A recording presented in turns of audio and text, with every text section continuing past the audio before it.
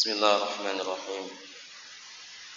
Assalamualaikum warahmatullahi wabarakatuh. Alhamdulillahi rabbil alamin.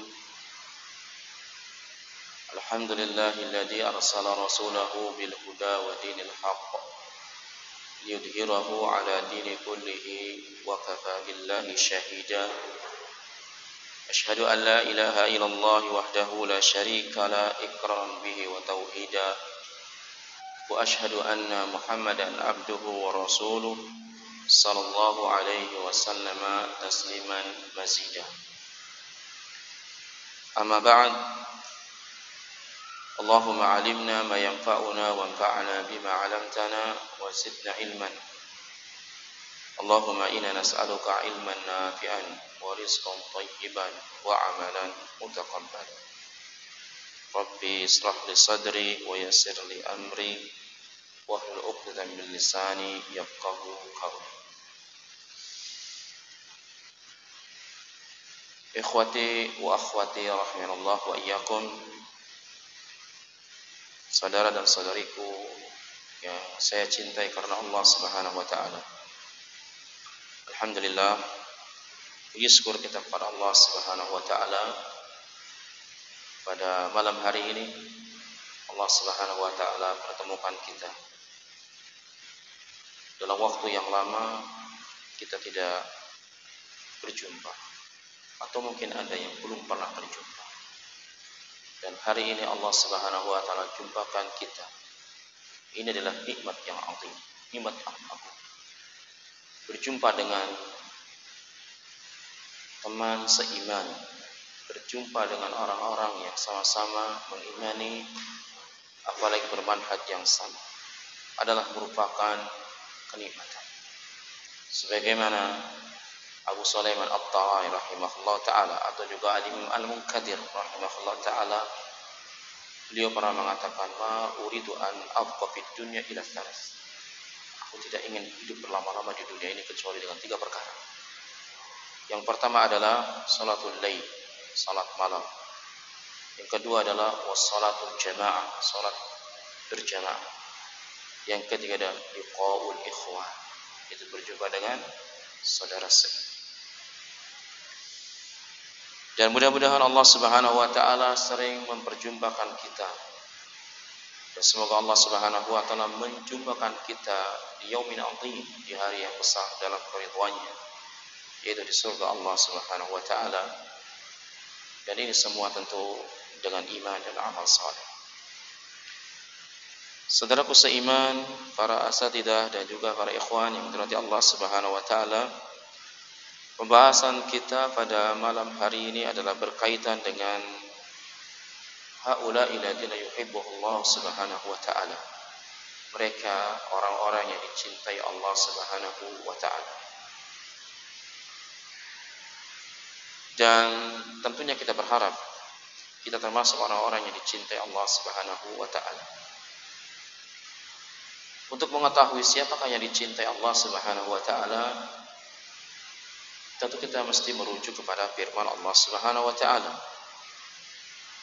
Maka daripada itu materi kita adalah orang-orang yang dicintai Allah dalam Al-Quran.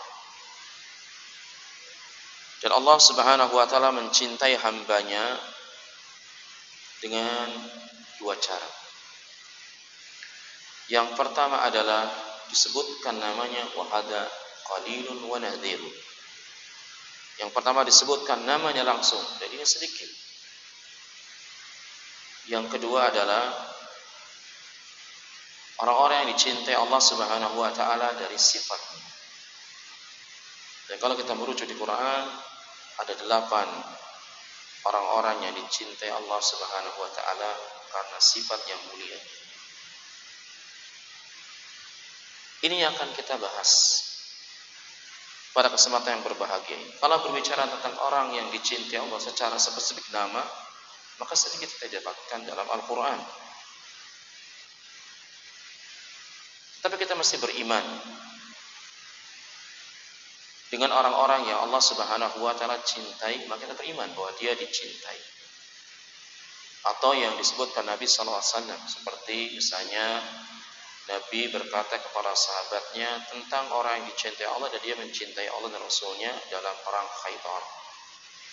Rasul mengatakan, sa'utika rayata ghadan rajulun yuhibbuhu Allah wa rasuluhu wallahu wa rasuluhu yuhibbuh.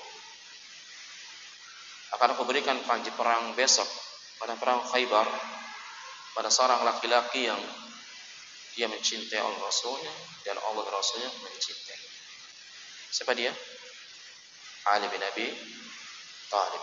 Nah, kita wajib beriman Ali bin Abi Thalib adalah orang yang dicintai Allah dan Rasulnya, dan dia pun mencintai Allah dan Rasul. Pada hadis itu kan semua orang berharap agar dirinya dicintai Allah, berharap dirinya diberikan panji perang itu. Ternyata ketika besok harinya hadir semua orang kecuali Ali ketika sedang sakit mata. Dan ternyata ini panggil aina Ali bin Abi Thalib. Gimana Ali bin Abi Thalib? Setelah didatangkan, sembuhkan penyakitnya, kemudian diberikan panji perang itu kepada. Subhanallah. Namun kita yang akan kita bahas pada kesempatan yang berbahagia ini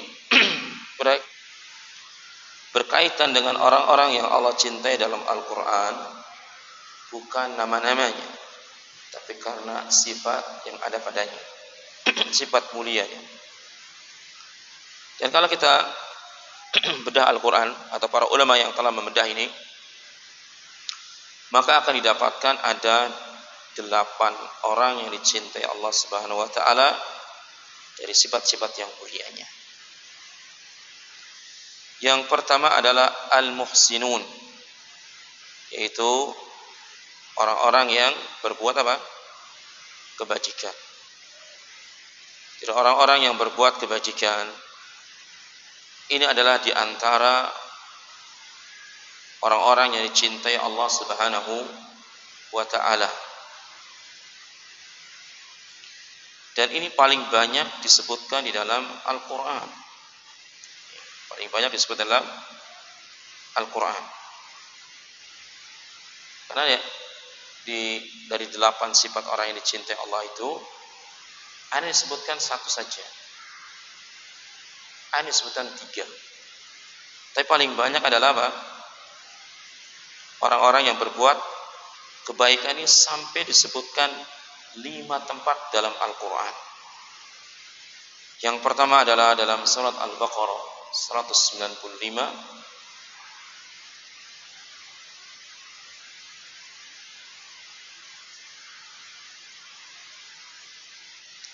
kemudian Ali Imran 134, 148, masih Ali Imran 134, Ali Imran 148, kemudian Al-Maidah 19 dan 93. Al-Maidah 19 dan 93. Ini di antara ayat-ayat yang berbicara bahwa Allah Subhanahu wa taala mencintai orang-orang yang berbuat kebaikan. Misalnya di Al-Baqarah ayat 195. Allah Subhanahu wa taala mengatakan wa anfiqu fi sabilillah wa la tulqu bi aydikum ila tahlukah wa ahsinu innallaha yuhibbul muhsinin. Dan infakkanlah hartamu di jalan Allah dan janganlah kamu jatuhkan diri sendiri ke dalam kebinasaan dengan tanganmu sendiri, dan berbuat baiklah, sungguh Allah menyukai atau mencintai orang-orang yang berbuat kebaikan. Jadi di Al-Baqarah 195 Allah Subhanahu wa taala berbicara tentang mencintai orang-orang yang berbuat kebaikan. Dan sebelumnya Allah mengatakan wa anfiqu fi sabilillah. Dan berinfaklah kalian di jalan Allah. Iya kan? Kemudian ditutup dengan kalimat innallaha yuhibbul muhsin. Diawali dengan perintah agar kita bersedekah berinfak di jalan Allah Subhanahu wa taala, kemudian Allah menutupnya, sungguhnya Allah Subhanahu wa taala mencintai orang-orang yang berbuat kebaikan. Maka di antara kebaikan yang dengannya mendapat pujian dan cinta Allah Subhanahu wa taala adalah kebaikan dengan harta. Bahkan kebanyakan Al-Quran sendiri berbicara tentang kebaikan dengan harta. Sehingga kita kalau ada seorang donatur, ada orang yang berinfak, disebut apa? Muhsinin, ya kan? Dalam bahasa kita ada muhsinin, ya. Gitu kan? Itu rata-rata dengan, padahal muhsinin tidak selamanya harta. Tapi satu di antara poin utamanya adalah berbuat kebaikan dengan harta. Di sini Allah mengatakan wa anfiqu fis-sabilillah, dan berinfaklah kalian di jalan Allah Subhanahu wa taala. Ditutup dengan kalimat innallaha yuhibbul muhsinin.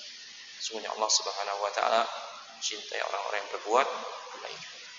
Maka bersedekahlah ikhwatal iman. Berinfaklah ikhwatal iman di jalan Allah Subhanahu wa taala. Ini itu banyak. Apakah menyantuni anak yatim, menafkahi para janda dan orang-orang duafa, apakah menyekolahkan anak, membiayai pendidikan bagi orang-orang yang tidak mampu, atau membuat masjid dan mushola kaum muslimin, membuat fasilitas pendidikan, semua itu adalah kebaikan dengan harta. Dakwah ini butuh harta, dakwah ini butuh biaya. Dan orang-orang yang berinfak di jalan Allah Subhanahu wa taala, mereka termasuk orang-orang yang dicintai Allah Subhanahu wa taala, karena bagian dari orang-orang yang berbuat kebaikan. Bahkan Allah Subhanahu wa taala itu membuat perdagangan dengan kita. Kita ini setiap harinya dari pagi sampai petangnya, tidur sampai kembali lagi tidur, kita sedang jual beli dengan Allah Subhanahu wa taala. Lihatlah di surah As-Saff ayat 10 sampai ayat ke berapa? 14 kalau tidak salah. Allah Subhanahu wa taala mengatakan, "Ya ayyuhalladzina amanu" Mada? "Ya ayyuhalladzina amanu hal adullukum ala tijaratin tunjikum min adzabin alim." Ya orang-orang yang beriman, maukah aku tunjukkan kepada kalian satu niaga yang menyelamatkan kalian dari adab yang pedih. Di ayat ini disebutkan siapa yang bisa menanam sahamnya di situ. Itu orang-orang beriman yang syarat bisa ikut serta dalam jual beli ini, syaratnya orang beriman. Karena Allah tidak mengatakan ya ayuhan nas, tapi Allah mengatakan ya ayyuhalladzina amanu. Kemudian ada keuntungan di situ yang tersirat atau tersurat sekaligus, yaitu akan diselamatkan dari adab yang pedih. Pertanyaan kita, jual beli apa kita dengan Allah Subhanahu wa taala sampai Allah memberikan reklame, iklan kepada kita? Mau enggak jual beli dengan Allah yang bisa menyelamatkan kita dari adab yang pedih? Allah sebutkan pada ayat yang ke-11-nya tentang niaga apa kita dengan Allah. Cuma dua. Niaga iman dan amal saleh. Karena Allah mengatakan tu'minuna billahi wa rasulih wa tujahiduna fi sabilillah bimada bi amwalikum wa anfusikum. Dzalikum khairul lakum in kuntum ta'lamun. Niaganya adalah hendaklah engkau beriman kepada Allah dan Rasulnya, berjihad di jalan Allah dengan harta dan jiwa. Itu lebih baik kalian mengetahui. Jadi sebenarnya kita sedang jual beli dengan Allah Subhanahu wa taala dengan iman dan amal saleh. Dengan iman yang benar kepada Allah, dengan iman yang benar kepada Rasulnya. Setelah itu dengan amal saleh. Itu apa? Dengan harta dan jiwa kita. Karena amal saleh itu bisa dengan harta kita, bisa dengan jiwa kita. Subhanallah. Kemudian disebutkan keuntungan akhiratnya. Apa? Apa berikutnya? Dzalikum khairul lakum in kuntum ta'lamun. Kurang jelas? Yaghfir lakum dzunubakum wa yadkhilkum jannatin tahtiha al-anhar. Jannatin 'adn ya kan? Jannatin 'adn tahtiha al-anhar.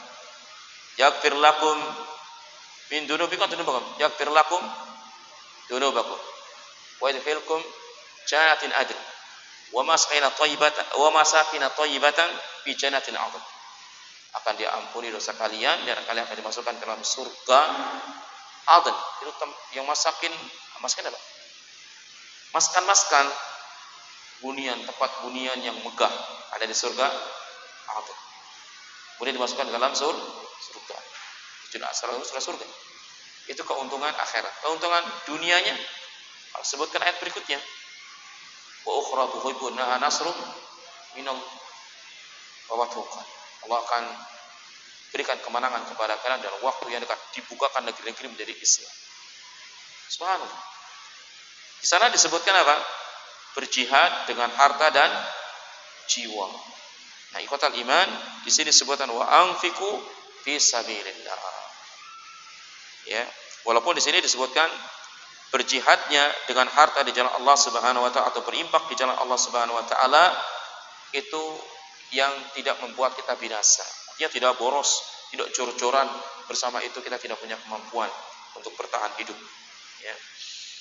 Kemudian kita lihat di ayat yang lain, misalnya tadi disebutkan di ayat Ali Imran ayat 134, in alamatil muttaqin, ini kan. Jadi antara ciri orang bertakwa adalah disebutkan di Ali Imran 134. Ya. Karena kan ayat 135-nya, ayat 133-nya berbicara tentang surga dipersiapkan bagi hambanya yang bertakwa, ya kan? Kemudian disebutkan ciri orang bertakwa pada ayat 134-nya, ada 3 cirinya. Tetap juga berbicara tentang infak. Allah berkata, alladzina yunfiquna fis sarra'i wad dharra wal kadhimil ghaidha wal 'afina 'anil nas wallahu yuhibbul muhsinin. Orang-orang yang menginfakkan hartanya dalam keadaan lapang, dalam keadaan makmur atau dalam keadaan sulit, dalam keadaan kekurangan. Jadi di antara ciri orang bertakwa yang bisa kita lihat, selalu dia bersedekah di jalan Allah walau dalam keadaan makmur atau sempit, dalam keadaan susah. Dalam keadaan susah saja dia bisa berinfak. Sudah dipastikan dalam keadaan dalam keadaan apa? Dalam keadaan senang dia bisa lebih mudah berinfak. Kemudian wal kadhimil ghaidh, orang-orang yang mampu menahan amarahnya ketika ujian amarah datang kepadanya dan mungkin dia berhak marah, tapi dia tahan karena Allah Subhanahu wa taala, maka ada tanda padanya orang bertakwa.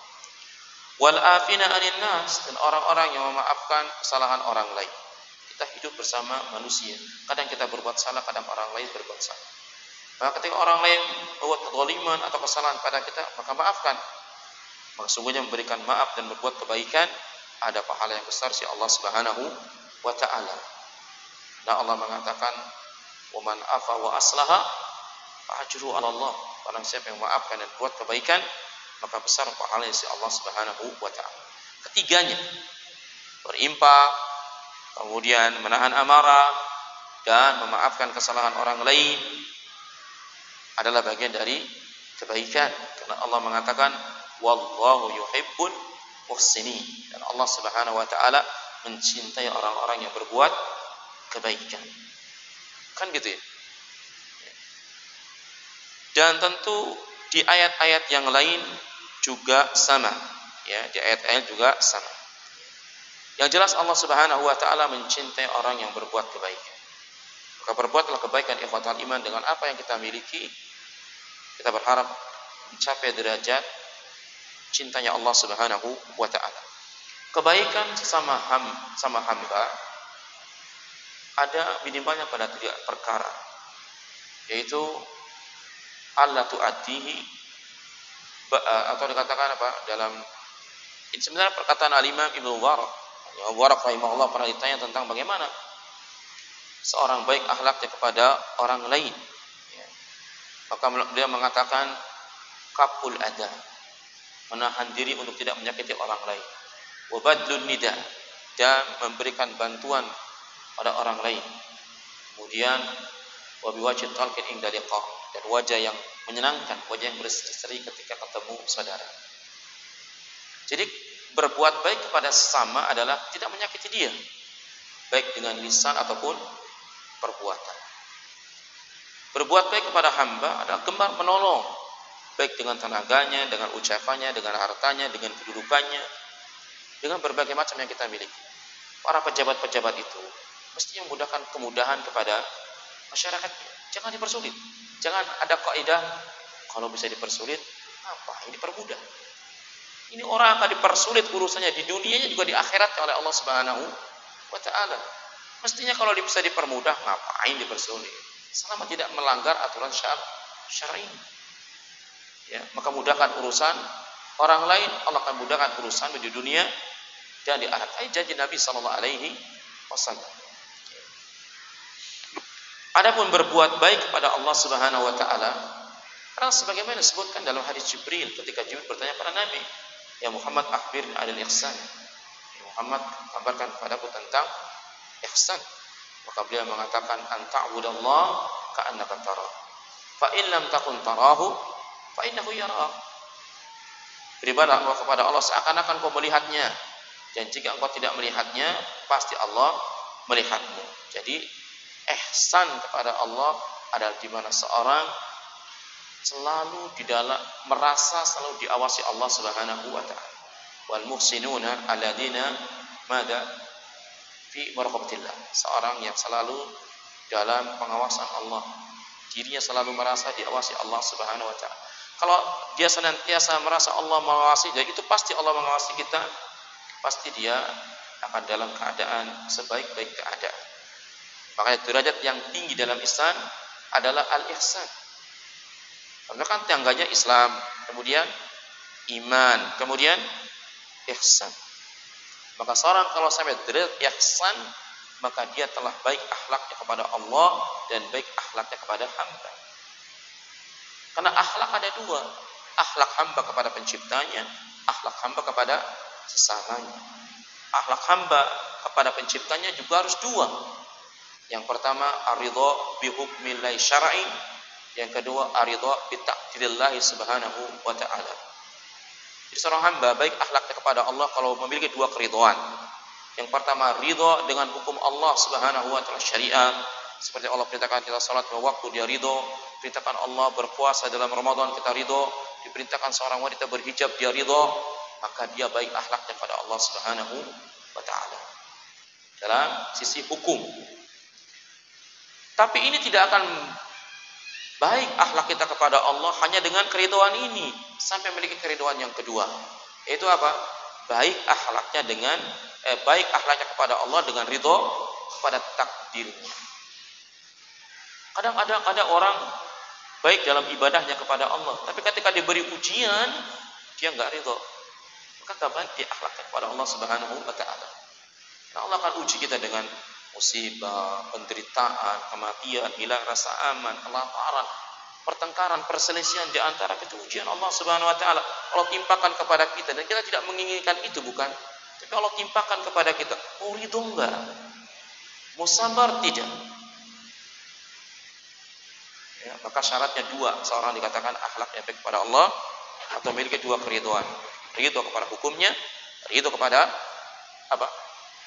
Kepada takdirnya.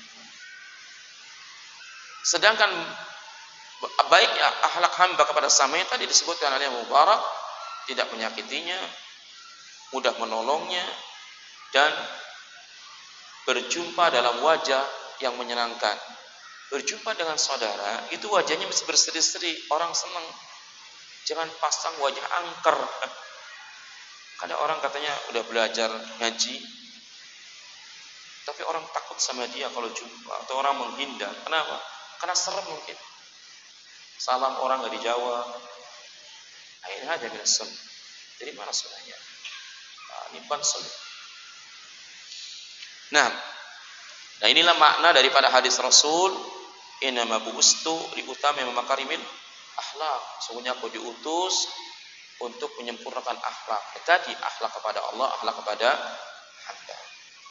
Ini adalah al-muhsinun. Ya. Dan bahkan para ulama menyebutkan al-ihsan a'la martabatin minal adl. Bahwa ihsan itu kedudukannya lebih tinggi daripada keadilan. Li'annal adil wa wajib. Wa ama al-ihsan faqadalika mustahab.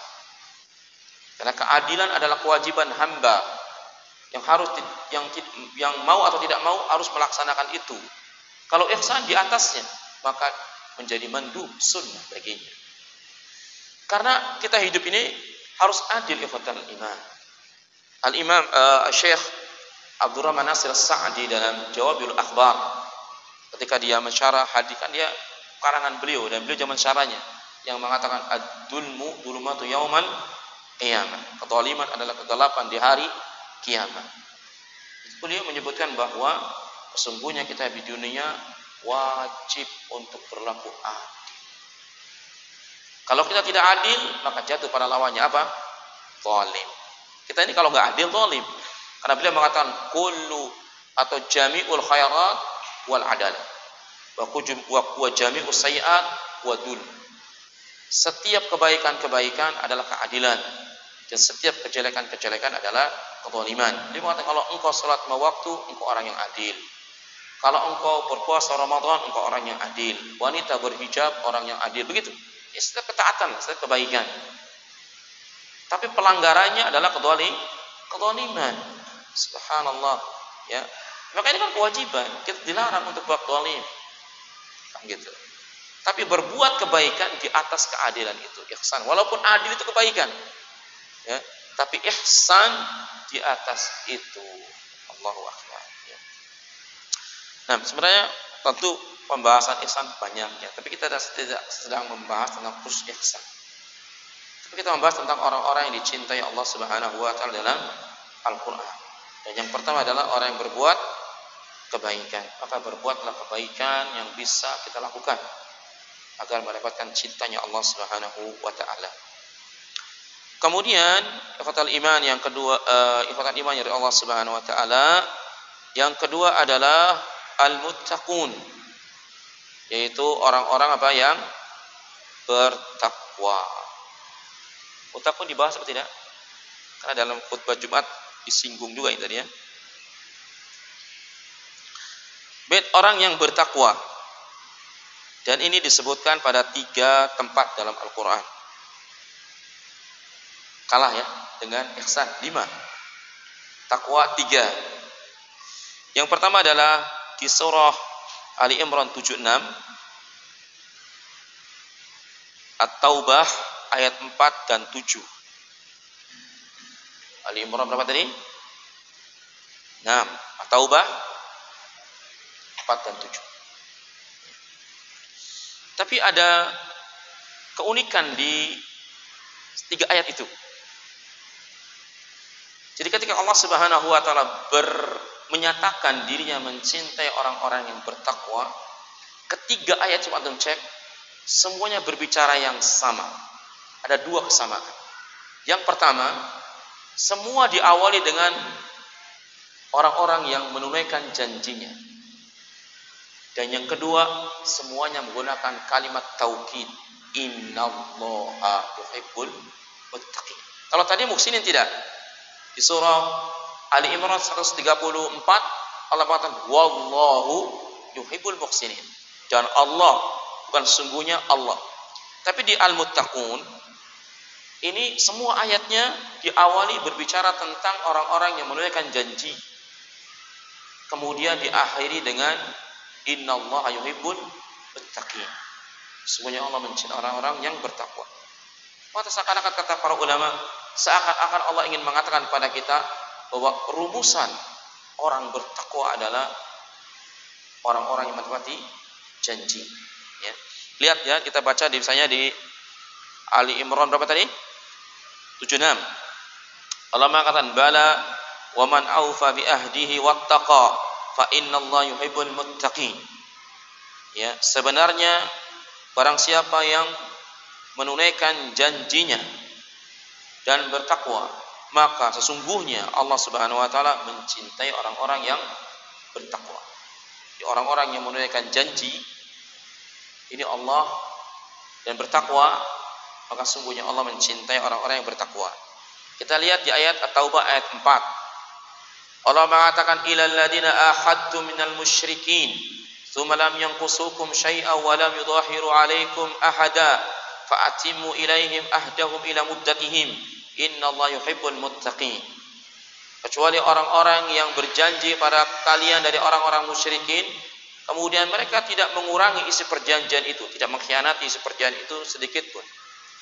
Wala yudahiru 'alaikum ahada, dan tidak membantu memusuhi kalian seorang pun. Kata Allah, fa'atimmu ilaihim ahdahum, maka sempurnakan oleh kalian pada mereka janji mereka itu ila muddatihim, sampai waktu yang telah disepakati. Innallaha yuhibbul muttaqin, sungguhnya Allah mencintai orang-orang yang berbuat ketakwaan. Subhanallah. Ini pun sama. Jadi berawal dengan perjanjian, ditutup dengan tauhid. Sungguhnya Allah mencintai orang bertakwa. Sampai ayat yang ketujuhnya Allah mengatakan, kaifa yakunu lil musyrikina ahdun 'indallahi wa 'inda rasulih ila alladziina ahadtum 'indal masjidil haram famastaqamu lakum fastaqimu lahum innallaha yuhibbul muttaqin. Bagaimana mungkin bisa bagi orang-orang musyrikin ada perjanjian di sisi Allah dan sisi Rasul, kecuali orang-orang yang berjanji dengan kalian di sisi Masjidil Haram, maksudnya di Hudaybiyah, kecuali perjanjian Hudaybiyah itu aja. Famastaqamu lakum, selama mereka jujur kepada kalian dalam perjanjian itu, fastaqimu lahum, maka jujur pula kalian padanya dalam perjanjian itu. Innallaha yuhibbul muttaqin, sesungguhnya Allah mencintai orang-orang yang bertakwa. Allahu Akbar. Jadi ketiga ayat yang berbicara tentang takwa diawali dengan menunaikan janji, kemudian diberikan tauhid, sesungguhnya Allah mencintai orang-orang yang bertakwa. Ya. Maka seakan-akan sifat takwa itu adalah di antara sekian banyak sifat yang sangat dicintai Allah Subhanahu wa taala. Karena semuanya menggunakan kalimat tauhid. Ya. Dan orang bertakwa orang yang tidak lupa bahwa dirinya ada perjanjian sebelum dikeluarkan di muka bumi ini dengan Allah Subhanahu wa taala, atau di alam ruh sudah ada perjanjian kita dengan Allah Subhanahu wa taala, sebagaimana Allah sebutkan di surat Al-A'raf 172. Ya kan? Wa id akhadha rabbuka min bani adama min duhurihim dzurriyyatahum wa ashhadahum ala anfusihim alastu bi rabbikum qalu madza qalu bala syahidna. Ketika Allah menjadikan Bani Adam ya dari punggungan atau dari tulang sulbi, ya keturunan mereka. Kemudian Allah mengatakan dan mempersaksikan kepada mereka, alastu bi rabbikum, bukankah aku ini Rabb kalian?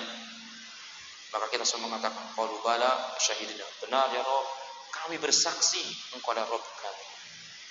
Tapi setelah dilahirkan dewasa menjadi apa? Penentang yang nyata, lupa akan perjanjian. Lihat di surah An-Nahl ayat yang keempat. Khuliqal insana apa? Khuliqal insana apa? Coba dicek di surat An-Nahl ayat keempat. Manusia diciptakan dari air mani. Fa idza huwa khasimun mubin. Ketika setelah dewasa menjadi penentang yang nyata dan lupa akan perjanjian dengan Allah Subhanahu wa taala. Ketika orang bertakwa diawali dengan orang yang menunaikan janji, maka setiap perjanjian wajib ditunaikan. Perjanjian kita dengan hamba wajib ditunaikan, setelah perjanjian itu tidak batil.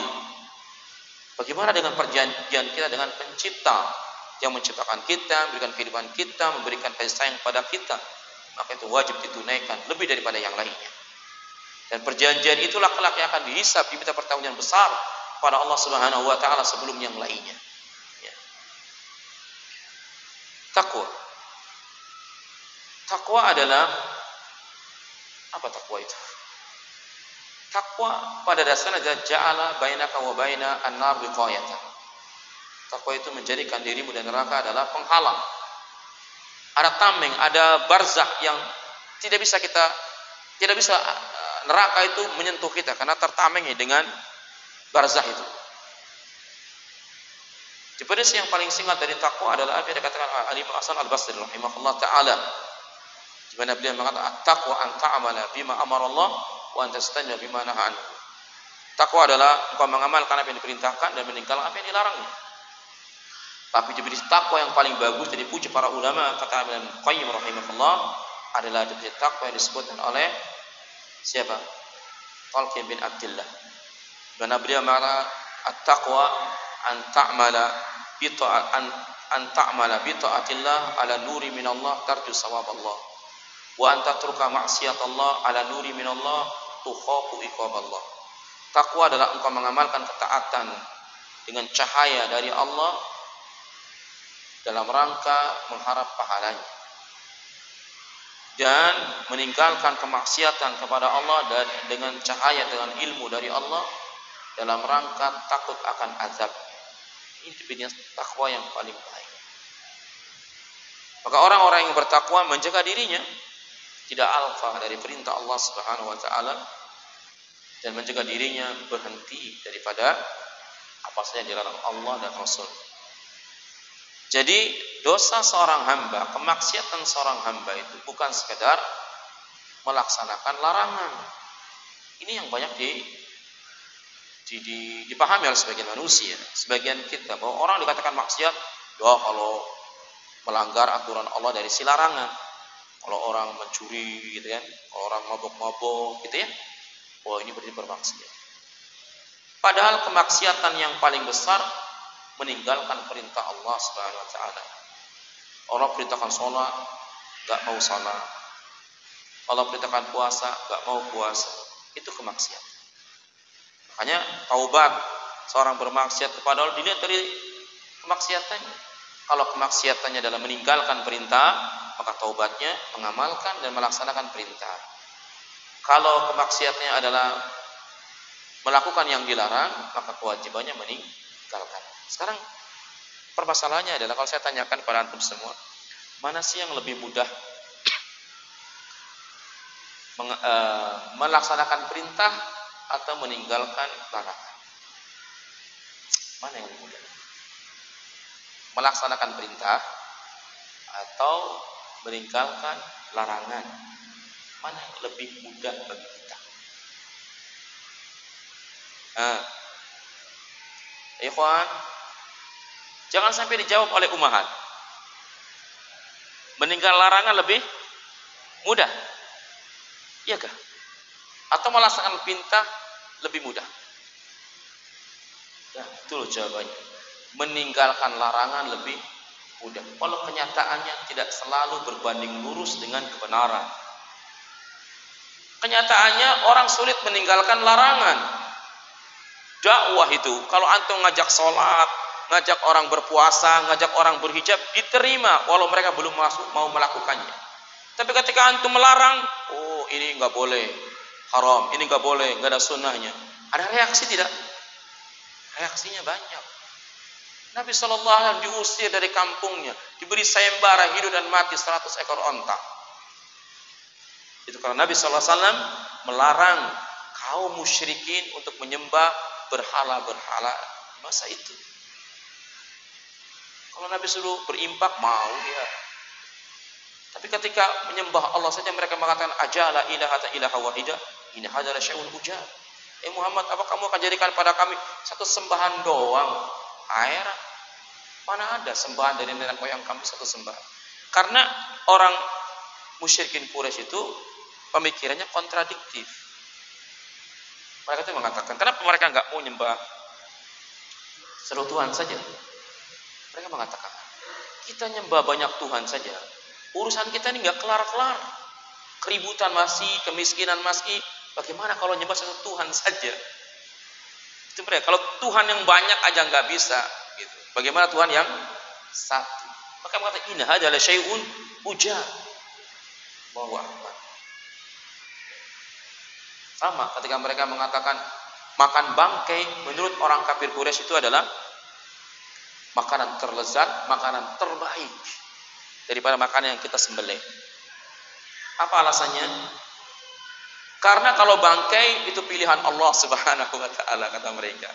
Sedangkan menyembelih adalah pilihan kita. Maka pilihan Allah lebih baik dari pilihan hamba. Lihat orang kafir Quraisy. Sama ketika orang kafir Quraisy itu mati-matian, sebagian mereka menyembah malaikat, ya kan? Ya budunal malaikat, mereka menyembah malaikat. Kenapa? Alasannya karena malaikat anak-anak perempuan Allah. Lihat orang yang diturunkan Nabi itu, ada orang yang mengatakan Uzair anak Allah, ada yang mengatakan Isa anak Allah. Orang Arab mengatakan apa? Malaikat anak-anak perempuan Allah, dia sembah. Tapi giliran punya anak perempuan terhina, wajib baginya dikubur hidup-hidup. Kontradiktif gak sih? Tapi mereka punya alasan kenapa demikian, walaupun terdidik punya alasan, walau alasannya batil. Nah sekarang alasannya kenapa antum mengatakan larangan itu lebih mudah atau meninggalkan larangan lebih mudah daripada melaksanakan perintah? Kira-kira apa alasannya? Logikanya apa? Gimana Pak? Ada sampai sini suaranya nggak sampai sini? Ditransfer, ditranslate. Kebutuh modal. Ya, ya betul. Melaksanakan itu butuh tenaga, butuh pikiran, butuh modal, butuh waktu. Tapi meninggalkan, ya sudah tinggalin doang. Orang meninggalkan. Ya kan? Kalau saya minta, oh tolong dong buatkan cappuccino. Kenapa gak ada cappuccino di sini? Misalnya, tolong buatkan cappuccino. Antum buat kan, cari kopinya. Ada waktu, ada tenaga, ada harta yang dibuang. Tapi kalau, oh nggak usah lah, nggak jadi. Tinggalin ya, selesai kan? Kaidahnya begitu sebenarnya. Tapi kenyataan tidak sesimpel itu. Kebanyakan orang itu justru ada reaksi yang kuat, penolakan yang kuat, itu ketika melarang kebiasaan mereka yang jelek. Nah pertanyaannya, kenapa manusia itu kok lebih sulit meninggalkan kebiasaan yang jeleknya itu? Padahal meninggalkan jelekan lebih mudah daripada mengamalkan perintah. Jawabannya kenapa? Karena kejelekan yang dilakukan dia itu dianggap kebaikan atau menuruti hawa nafsu. Orang menyembah berhala itu di zaman itu adalah kemuliaan menurut mereka. Sebagaimana zaman ini menyembah selain Allah Subhanahu wa taala, berdoa kepada selain Allah, itu dianggapnya adalah tauhid. Padahal itu kesyirikan. Atau sebagian mereka yang melakukan itu karena kemaksiatan, melakukan tindakan kriminal karena ada keuntungan yang didapatkan, keuntungan dunianya, keuntungan badannya dan seterusnya. Makanya Nabi SAW mengatakan, "Idza amartu bi amrin fa'tu minhu mastata'tum wa idza nahaitukum anhu fastanibu." Apabila aku perintahkan pada kalian suatu perintah, maka datangi perintah itu, laksanakan perintah semampu kalian. Apabila aku larang dengan larangan, maka jauhilah. Ini kaidah bahwasanya perintah lebih sulit daripada apa? Larangan. Larangan lebih mudah ditinggalkan daripada apa? Perintah. Karena perintah disyarati dengan kemampuan. Tidak semua perintah Allah, perintah Rasul bisa mampu kita laksanakan. Sampai hari ini kita belum haji. Sebagian besar kita belum haji kan? Kenapa antum gak haji? Karena nggak mau. Nah, tidak punya kemampuan, bukan? Tapi Rasul mengatakan, "Faida nahaituku anhu fastanibu." Bila aku larang pada kalian itu larangan, jauhilah. Tidak mengatakan jauhi bila mampu. Enggak. Jadi kan menjauhi larangan sebenarnya lebih mudah. Kenapa sulit? Karena ada nafsu yang kita perturutkan. Adapun tapi berbicara tentang takwa ikhwatal iman, itu berbicara tentang agamanya. Allah Subhanahu wa taala menciptakan kita untuk tujuan yang agung. Itu harus hamba beribadah kepadanya. Apa dalilnya? Sudah biasanya dalilnya sudah begitu ditanya langsung tilqaian. Tilqaian itu spontanitas datang biasanya. Nah, wa ma khalaqtul jinna wal insa illa liya'budun. Tidaklah menciptakan jin dan manusia kecuali untuk beribadah kepada. Jadi tujuan Allah menciptakan kita apa? Beribadah. Tujuan ibadah untuk apa? Tujuan kita beribadah itu untuk menjadi kita apa? Bertakwa. Jadi Allah menciptakan kita tujuannya adalah agar kita beribadah kepadanya saja. Dan tujuan kita beribadah kepada Allah agar menjadikan kita hamba yang bertakwa. Lihat di surah awal Al-Baqarah, di surah Al-Baqarah 21 dan di Al-Baqarah 183. Al-Baqarah 21 itu berbicara tentang perintah Allah beribadah kepada hambanya secara umum. Allah mengatakan, "Ya ayuhan nas, ubudu rabbakum alladzi khalaqakum wal ladzina min qablikum la'allakum tattaqun." Hai manusia, beribadahlah kalian kepada Rabb kalian yang telah menciptakan kalian dan menciptakan orang-orang sebelum kalian agar kalian bertakwa. Jadi kita menyembah Allah Subhanahu wa taala itu akan menjadikan kita bertakwa. Kalau tidak menjadikan kita bertakwa kepada dalam peribadatan itu, la faedah, tidak ada kaidah. Secara khusus Allah sebutkan di surat Al-Baqarah 163. Mudah-mudahan kita menjumpainya lagi. Allah mengatakan, kutiba ya ayyuhalladzina amanu kutiba alaikumusiyam kama kutiba alal ladzina min qablikum la'allakum tattaqun. Hai orang-orang yang beriman, telah diwajibkan kepada kalian berpuasa sebagaimana juga Allah wajib pada orang-orang sebelum kalian agar kalian bertakwa. Jadi tujuan ibadah kita kepada Allah menjadikan kita hamba yang bertakwa. Falidzalika wa'adallahu al-jannata liman lil muttaqin. Maka daripada itu Allah Subhanahu wa taala sediakan atau persiapkan surga bagi hambanya yang bertakwa. Lihat di Ali Imran 133 yang sebelumnya. Di Al-Baqarah Ali Imran 133, Maryam 63, ya kan? Bisa juga dilihat Ali Imran 15, Muhammad 15. Itu di antara ayat Allah Subhanahu wa taala berbicara tentang surga bagi hamba yang bertakwa. Di Ali Imran 133 Allah mengatakan wasari'u ila magfiratin min rabbikum wa jannatin arduha samawati wal ard uiddat lil muttaqin. Bersegeralah kalian kepada ampunan Rabb kalian, yang Allah Rabb kalian memiliki surga seluas langit dan bumi, disediakan bagi hamba yang bertakwa. Kalau pertanyaan, berapa luas surga? Berapa luas? Jawabnya seluas langit dan bumi. Siapa yang mengatakannya? Allah. Kalau kita perhatikan agama kita ini, bila berbicara tentang masafah jauh, itu biasanya tidak dengan kilometer, tapi berbeda dengan waktu. Sekian waktu, sekian hari, sekian bulan, sekian tahun. Gitu ya. Lihat, misalnya Nabi mengatakan apa? Haud, telaganya Nabi SAW, lebarnya berapa? Panjangnya berapa? Itu disebutkan dengan waktu, perjalanan sekian tahun. Kan gitu ya? Nah, ini kalau orang barat, detail dia.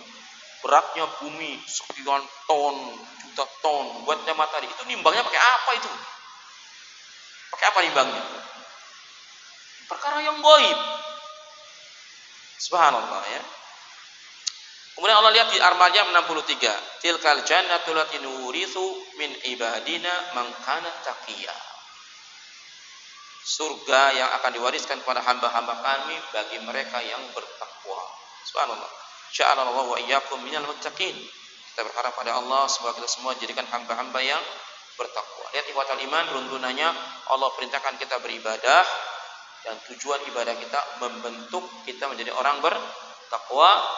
Ya, karena amal ibadah itu tidak akan diterima kalau tidak bertakwa. Karena Allah mengatakan innama yataqabbalallahu minal muttaqin. Ya. Sungguhnya amal yang diterima oleh Allah adalah amalan orang-orang yang bertakwa. Ini kan cerita tentang Habil dan Qabil kan. Keduanya diperintahkan untuk berkurban. Allah menerima kurban yang satunya Habil dan menolak kurban yang satu laginya Qabil, yang ditolak membunuh yang diterima. Tapi Habil hanya mengatakan innama yataqabbalallahu minal muttaqin, ya. Kemudian juga kaidahnya, karena waktu sangat singkat ya, tapi saya ingin memberikan kaidah yang baik yang saya rasakan kegundahan selama bertahun-tahun menjadi seorang, ya katakanlah orang ustad, seorang mubaligh begitu ya. Ketika kita ngajar, ketika kita berdakwah, itu ada was-was dalam diri kita.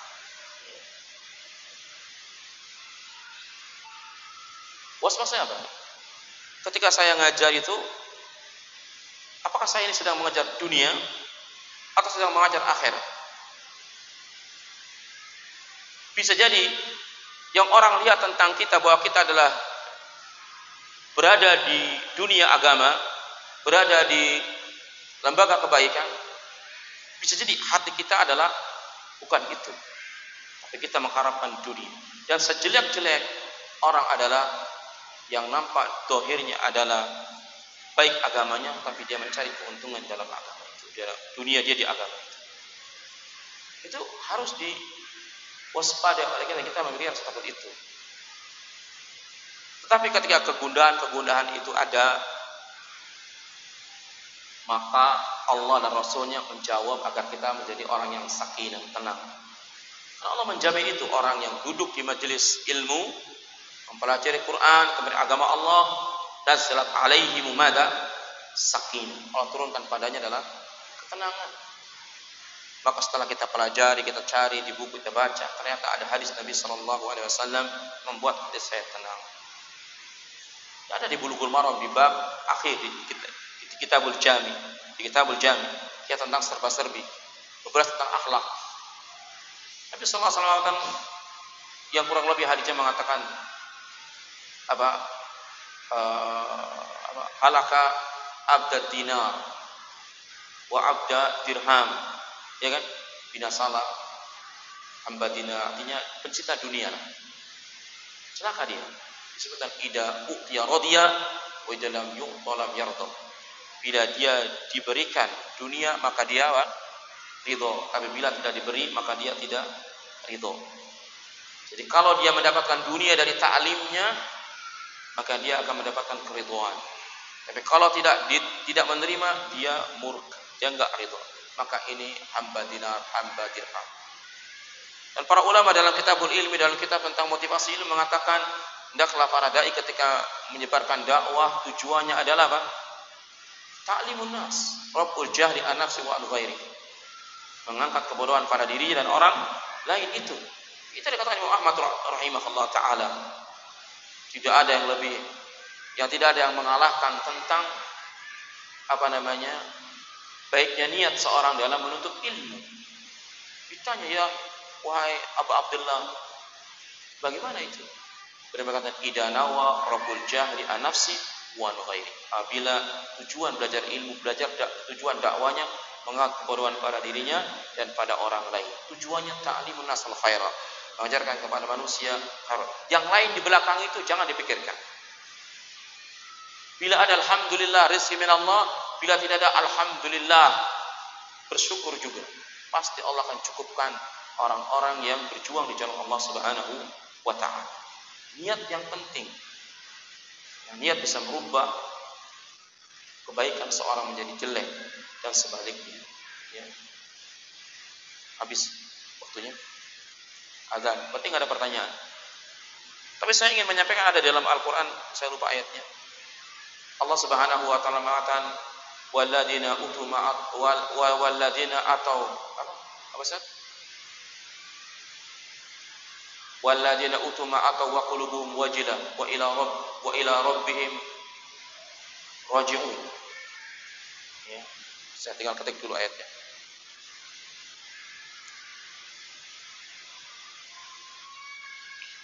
Wa qulubuhum. Nah, lihat ada di surah Al-Mu'minun ayat 60-61. Allah mengatakan walladzina yu'tuna ma ataw wa qulubuhum wajilah annahum ila rabbihim raji'un.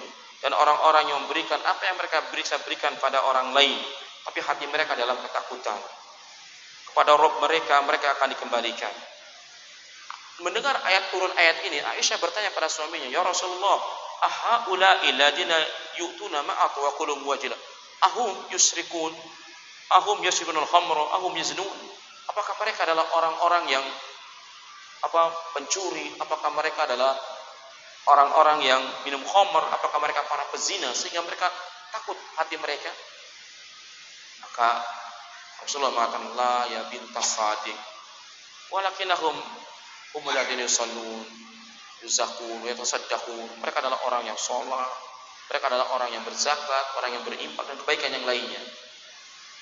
Kemudian wa ayakhafu ayarud amaluhum. Mereka takut amalan mereka ditolak. Maka kaidahnya adalah, kata alim Abu Sa'id Al-Hasan Al-Basri rahimahullah taala ketika mengomentari ayat ini, beliau mengatakan wajahidu ala taatillah. Bersungguh-sungguhlah kalian dalam melaksanakan ketaatan kepada Allah, wa antakhafu ala tarudda amalikum, dan hendaklah kalian takut amal kalian ditolak oleh Allah Subhanahu wa taala. Jadi kita itu dalam melaksanakan perintah harus sungguh-sungguh kita melaksanakannya. Tetapi kita juga khawatir bahwa amal kita tidak diterima. Kalau orang telah melaksanakan amal soleh, kemudian takut dia amalnya ditolak, maka dia akan berhati-hati agar amalnya tidak ditolak.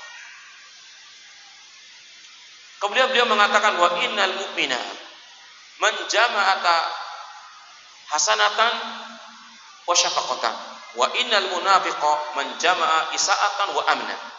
Sungguhnya orang-orang yang beriman adalah mereka orang-orang yang mengumpulkan berbagai kebaikan tetapi takut akan adab Allah Subhanahu wa taala. Sungguhnya orang-orang munafik adalah orang-orang yang mengumpulkan berbagai macam kejelekan tapi merasa aman dari siksa Allah Subhanahu wa taala. Nah, kaidah dalam ibadah ini dalam sungguh-sungguh dalam ketaatan bersama takut amal kita ditolak sehingga kita tidak menjadi hamba dunia. Apa yang Allah berikan kita bersyukur, apa yang Allah tidak berikan kalau tidak bersyukur maka yang kedua bersabar atas semua itu. Tujuannya semua adalah Rabbul Jahli an-nafsi wa an ghairihi, untuk pengakuran dalam diri kita dan orang lain.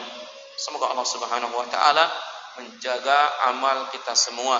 Kalau amal kita ditolak, maka apa yang akan kita bisa perbuat di hadapan Allah Subhanahu wa taala. Saudaraku seiman yang Allah Subhanahu wa taala, ternyata baru dua yang bisa disampaikan tentang orang-orang yang dicintai oleh Allah Subhanahu wa taala. Padahal materi kita nanti di Masjid Qurtubi orang-orang yang tidak dicintai Allah Subhanahu wa taala. Entah apa kita melanjutkan kajian kita ini atau kita langsung saja ke orang-orang yang tidak dicintai Allah Subhanahu wa taala.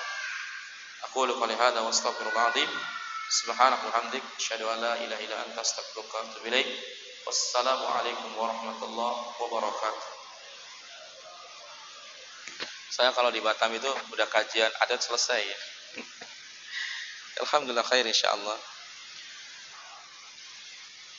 Baik, sudah dua yang sudah kita bahas secara singkat, yaitu orang-orang yang berbuat kebaikan dan orang-orang yang bertakwa ya. Sekarang kita masuk yang ketiga, yaitu kita ngikutin buku di sini ya.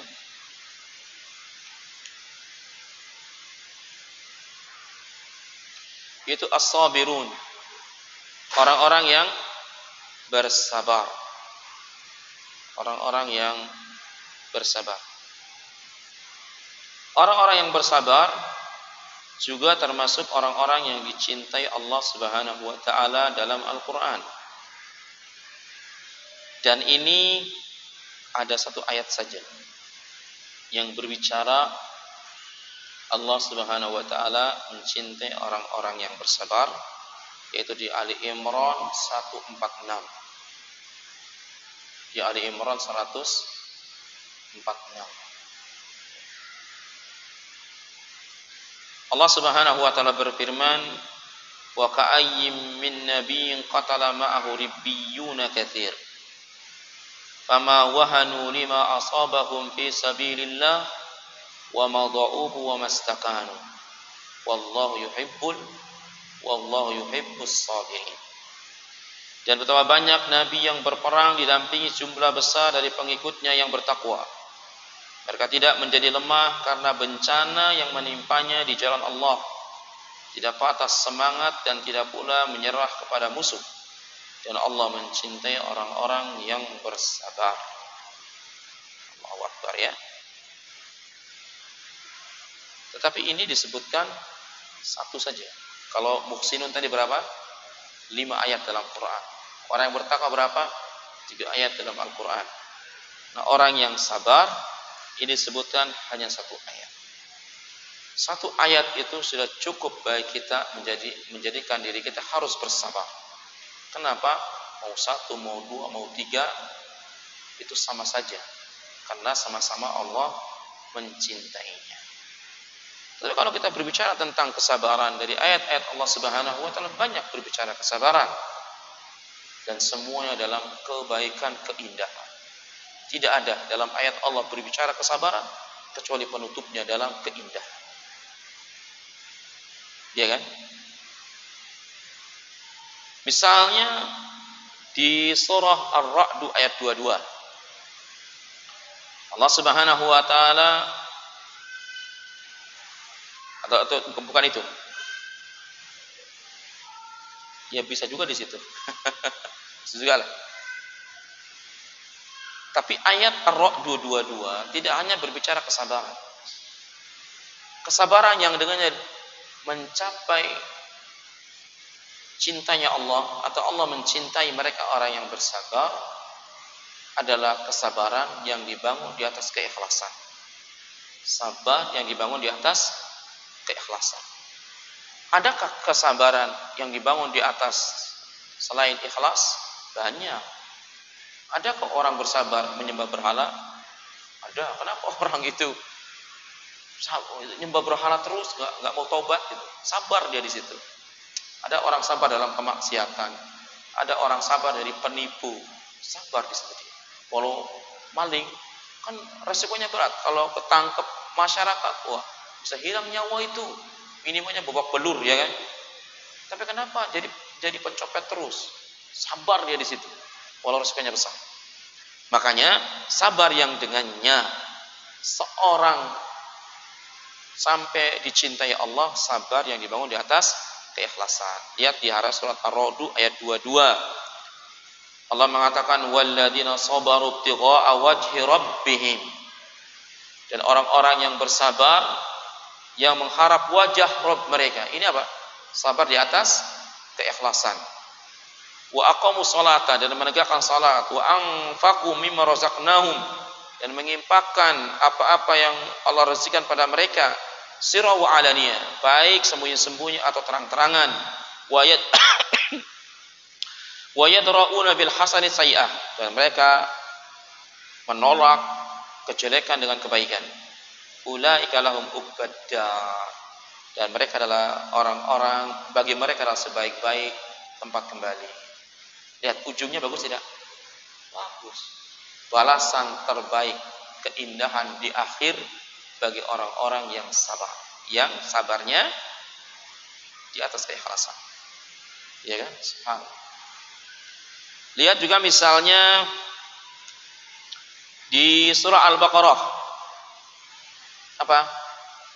Yang Allah mengatakan wala nabluwannakum bisyai'in minal khawfi wal ju' wa naqsi minal amwali wal anfusi was samarat wa basyiri sabirin. Allah pasti akan menguji kalian dengan sebagian rasa takut, kelaparan, kekurangan, harta, nyawa, dan buah-buahan. Beri kabar gembira bagi orang-orang yang sabar. Ujungnya indah tidak? Indah. Kabar gembira kebaikan bagi orang yang sabar. Terus ayat yang lain mengatakan apa? Yang ujungnya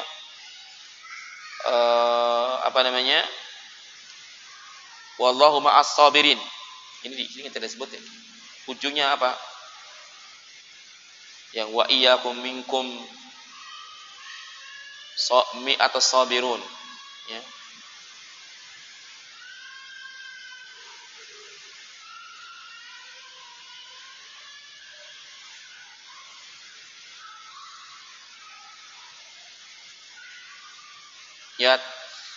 Lihat di surah Al-Anfal 6566. Allah mengatakan ya ayuhan nabiyyu haridil mu'minina 'alal qital iyyakum minkum isyruna sabiruna yaglibu mi'atain wa iyyakum minkum mi'atun yaglibu alfa minal ladzina kafaru bi annahum qaumun la yafqahun. Allah mengatakan wahai nabi yaitu Muhammad, kobarkanlah semangat para orang-orang beriman untuk berperang. Jika ada 20 orang yang sabar di antara kamu, niscaya mereka dapat mengalahkan 200 orang musuh. Dan jika ada 100 orang yang sabar di antara kamu, niscaya mereka dapat mengalahkan 1000 orang kafir. Karena orang-orang kafir itu adalah kaum yang tidak mengerti. Allah mengatakan al-ana khaffafallahu ankum wa alima anna fikum dha'fa fa iyyakum minkum mi'atus sabiratu yaglibu mi'atain wa iyyakum minkum alfun yaglibu alfain bi idznillah wallahu ma'as sabirin. Allah mengatakan tapi sekarang ya kan telah Allah ringankan kamu karena Dia mengetahui bahwa ada kelemahan padamu. Maka jika di antara kamu ada 100 orang yang sabar, niscaya mereka dapat mengalahkan 200 orang musuh. Dan jika di antara kamu ada 1000 orang yang sabar, niscaya mereka dapat mengalahkan 2000 orang dengan izin Allah. Allah bersama orang-orang yang sabar. Sampai perang itu dimenangkan oleh Allah karena kesabaran kita. Ya. Kemudian Allah bersama orang-orang yang bersama. Bila Allah bersama kita, maka siapa yang bisa mengalahkan kita? Tidak akan ada.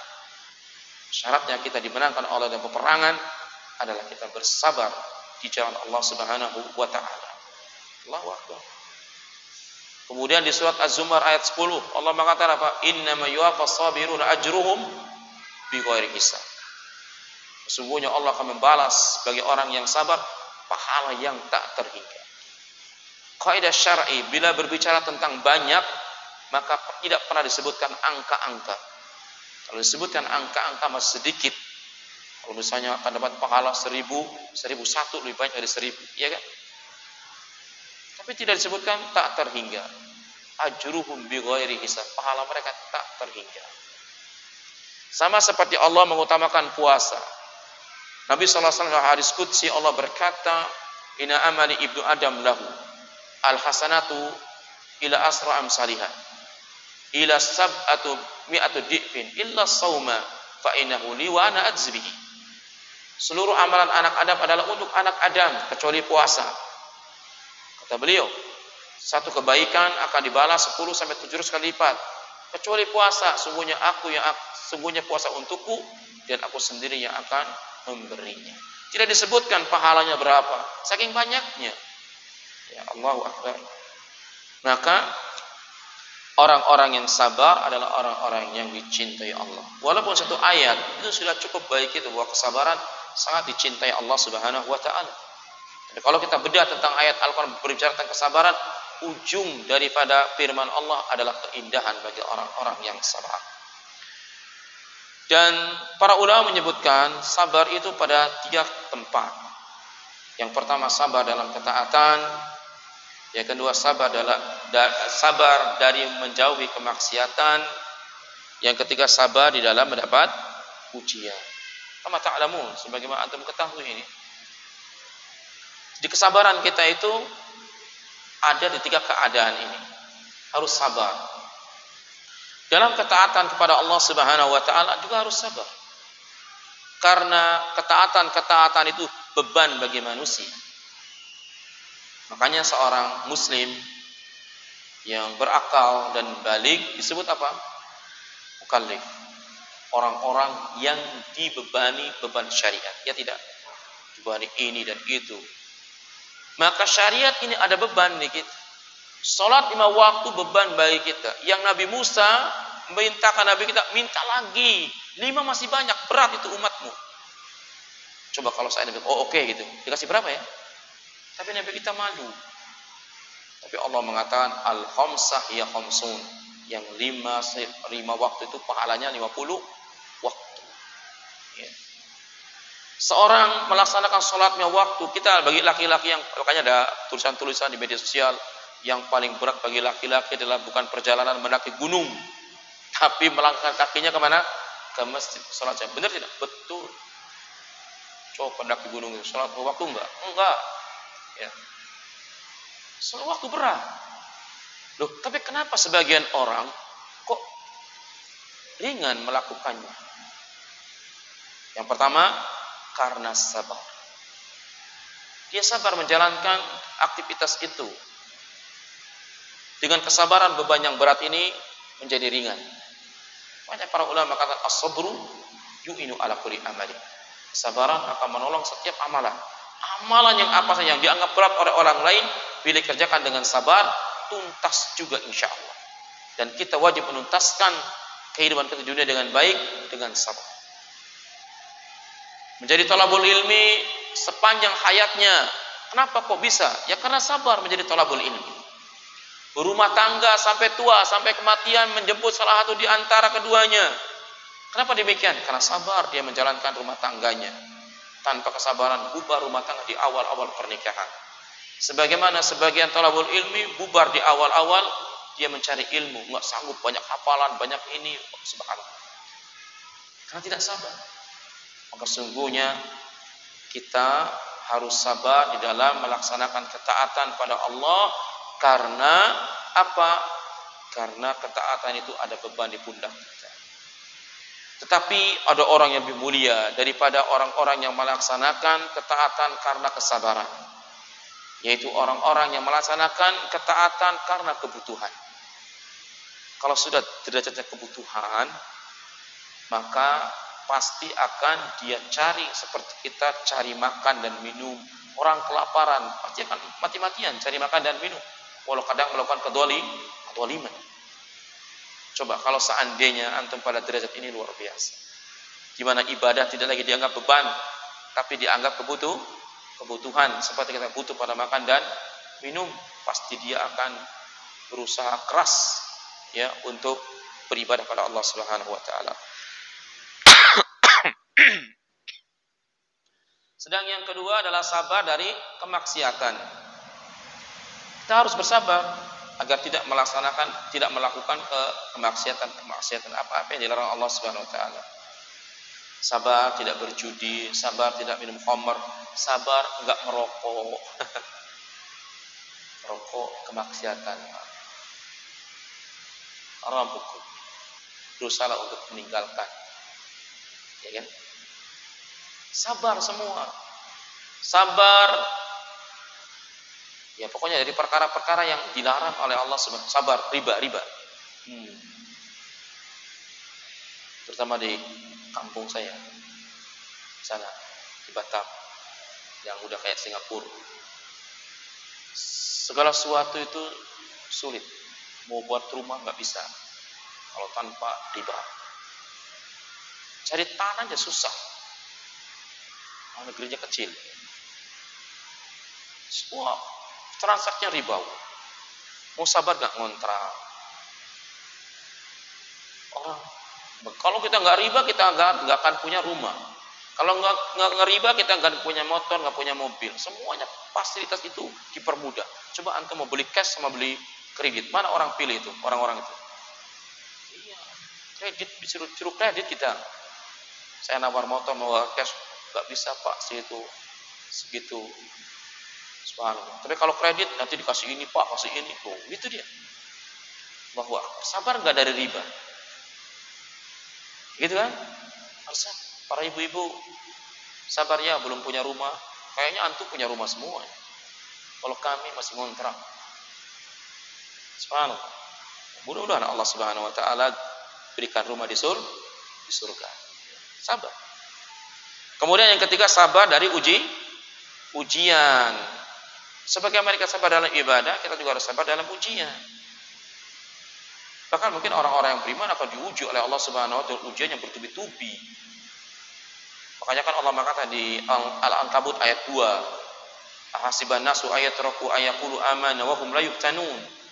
Apakah mereka manusia mengira ketika mengatakan beriman tidak kami beri ujian? Mereka itu diuji dengan berbagai macam ujian. Sabar. Ya, sabar. Seperti Allah mengatakan was-sabirina bil ba'sa wad-dharra. Orang-orang yang sabar ketika dapat kemalangan dan musibah. Ya.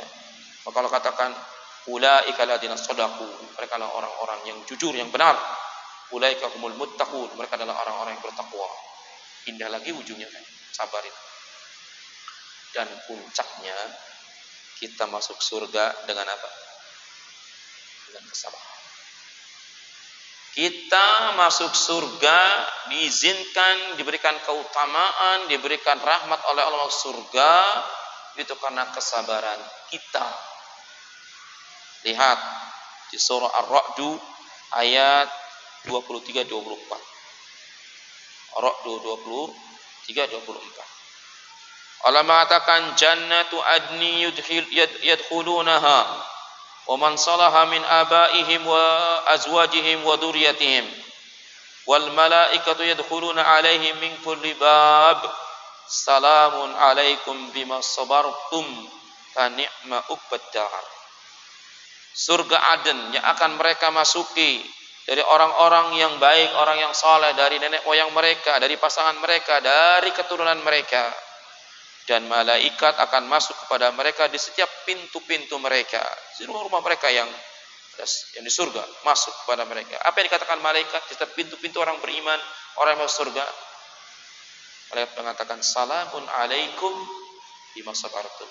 Keselamatan, kesejahteraan atas kalian karena kesabaran kalian. Dia tidak mengatakan karena ini dan itu, tapi karena kesabaran kalian. Kenapa? Dunia ini adalah negeri yang musibah, negeri yang dilaknat Allah Subhanahu wa taala. Mau sabar enggak kita dengan berbagai macam ujian? Ad-dunya umada ad-darul bala. Dunia ini adalah negeri ujian, negeri fitnah. Maka orang yang bersabar di atas dunia itulah orang yang nanti akan masuk surga. Ya, dan Allah malaikat mengatakan, salamun alaikum bima sabartum.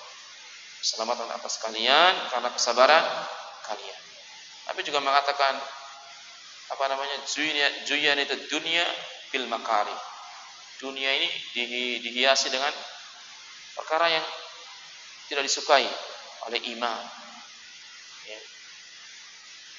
Dunia jannatul kafir.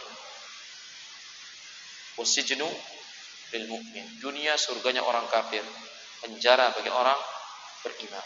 Karena banyak larangannya. Ini enggak boleh, itu enggak boleh. Yang kayak orang, salafi ini enggak boleh, itu enggak boleh. Apa yang boleh? Ya sijnul mu'min. Kan kalau ngaji di salaf, enggak boleh riba, enggak boleh merokok. Padahal memang susah. Semuanya dibawa. Iya kan? Subhanallah. Kalau enggak sabar, ya begini. Tapi kita bersabar. Semoga Allah Subhanahu wa taala masukkan kita dengan kesabaran kita tersebut. Ketika orang lain punya kendaraan, kita enggak punya. Ya kalau kredit punya, tapi riba, sabar enggak lakukan itu. Ketika orang lain punya ini, punya itu dengan jalan yang dibudahkan dari jalan riba, kita sabar. Mungkin ada apa tuh? Ya kayak asuransi yang tidak melekat. Orang banyak gitu. Asuransi badannya, asuransi kendaraannya. Sabar enggak dengan itu? Karena itu perkara munkar. Bukan dalam asuransi itu ada berbagai macam kejahatan. Ada kezaliman, ada horor, ada judi, macam-macam ada. Ada ribanya di dalam, lengkap. Tapi ikhwatal iman yang Allah Subhanahu wa taala, kesabaran berbuah hasil yang baik. Dan puncaknya kita dimasukkan surga ternyata dengan kesabaran kita pada Allah Subhanahu wa taala. Lanjut. Saya sebutkan aja. Yang keempat adalah orang yang bertawakal kepada Allah Subhanahu wa taala. Tawakal. Yaitu di Ali Imran 159. Yang keberapa tadi? Yang keempat. Yang kelima.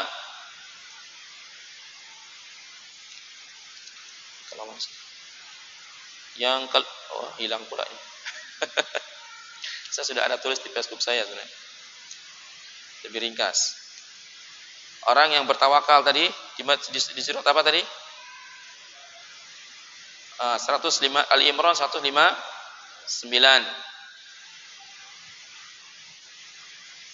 Kemudian yang kelima, orang yang mana yang kelima di sini?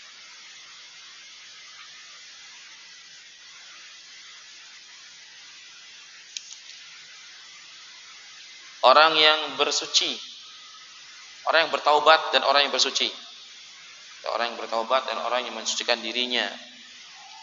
Ini di At-Taubah ayat 108.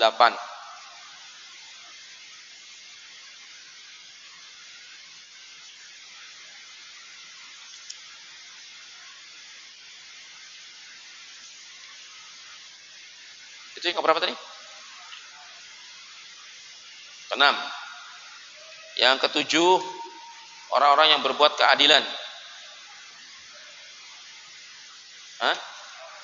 Ya, berapa itu? Orang yang berbuat keadilan, atau Allah mencintai orang yang berbuat keadilan.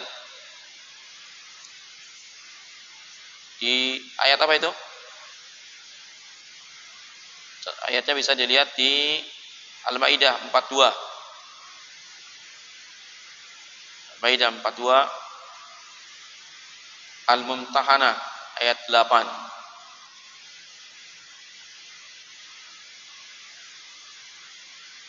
Al-Hujurat ayat 9.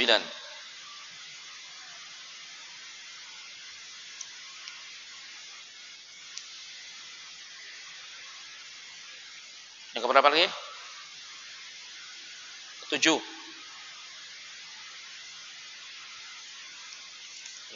Peraturan ya. Allah mencintai orang-orang yang apa lagi?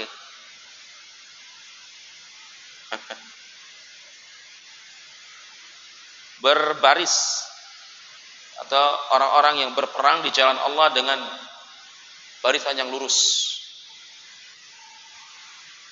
Ini ada di surah As-Saff ayat 4.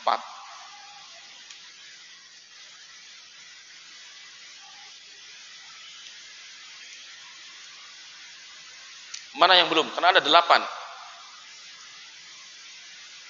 Terus baru 7 kan? Coba sebutin apa tadi?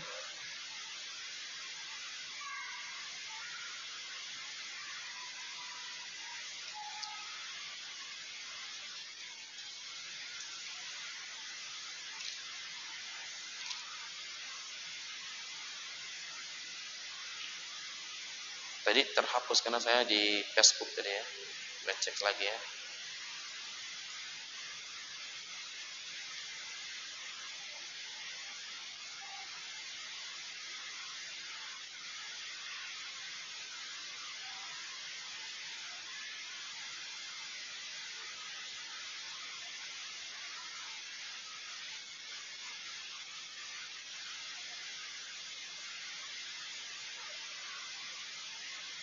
Nah ini aja. Baik. Orang yang bertakwa ada kan? Kemudian orang yang bertaubat dan bersuci, sudah kan? Ayat berapa tadi? Al-Baqarah 222. Juga di At-Taubah 108. Tadi sebutin berapa? At-Taubah 108 ya. Ada juga di Al-Baqarah 222. Al-Ihsan sudah ya. Sabar sudah.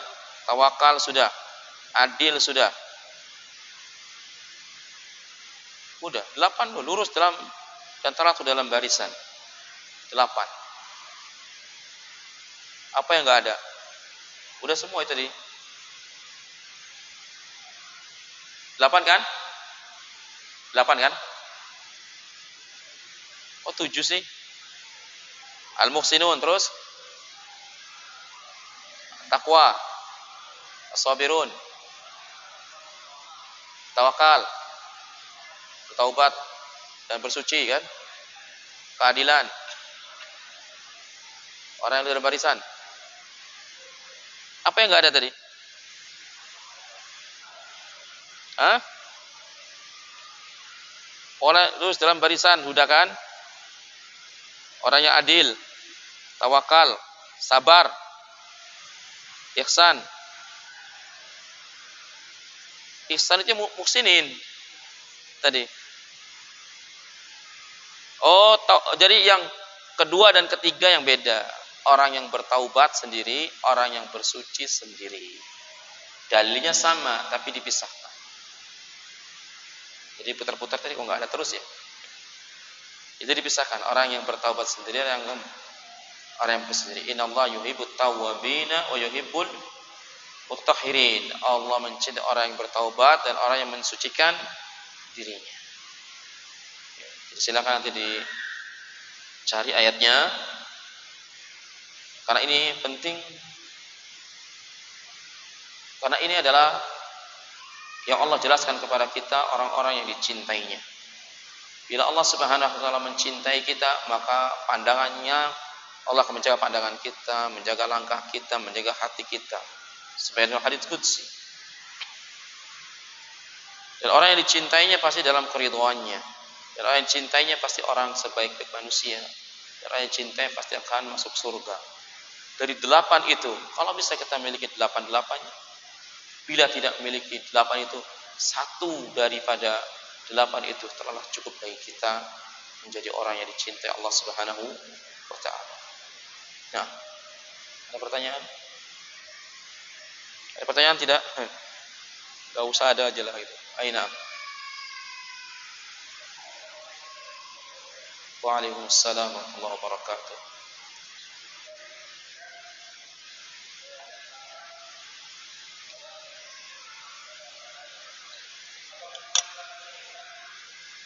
Kalau 8 Al-Quran, iya.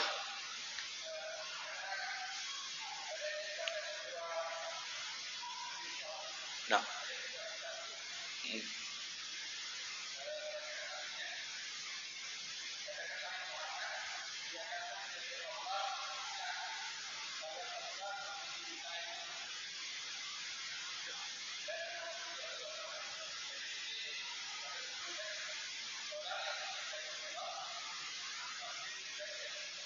Nah.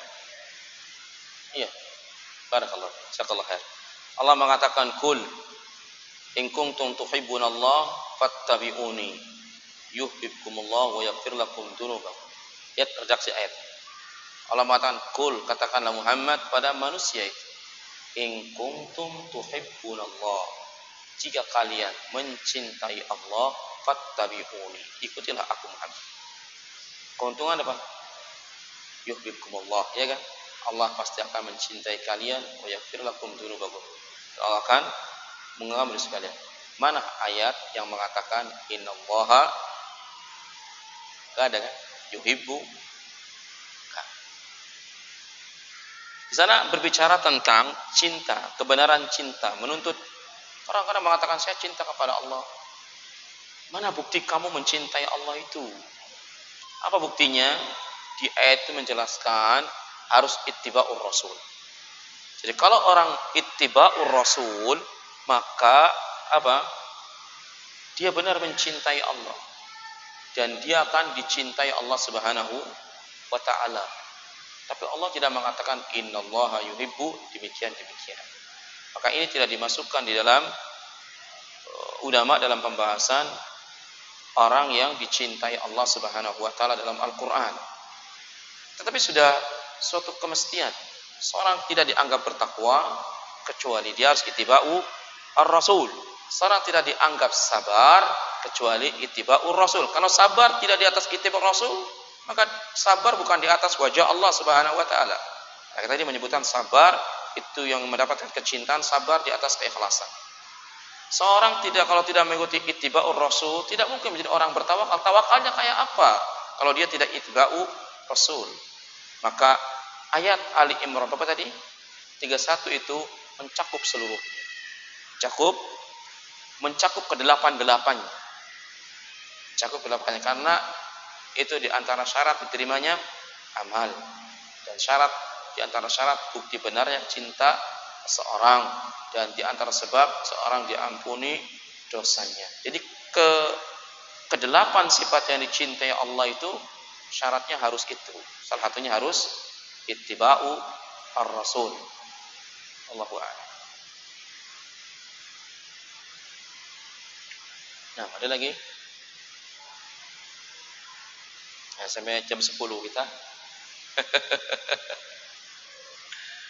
Allahu akbar. Ibu-ibu ada pertanyaan? Ibu-ibu tadi kajian sore pun nggak ada pertanyaan. Apa sebabnya? Sudah jelas Ustaz. Masya Allah. Luar biasa. Baik ikhwatal iman yang Allah Subhanahu wa taala, karena sudah larut malam, saya rasa cukup kajian kita di malam hari ini. Mudah-mudahan bermanfaat dan berfaedah bagi kita, menumbuhkan iman, menumbuhkan kasih sayang di antara kita. Aqulu qouli hadza wa astaghfirullah azim. Subhanaka wa bihamdika asyhadu an la ilaha illa anta astaghfiruka wa atubu ilaik. Wassalamu alaikum warahmatullahi wabarakatuh.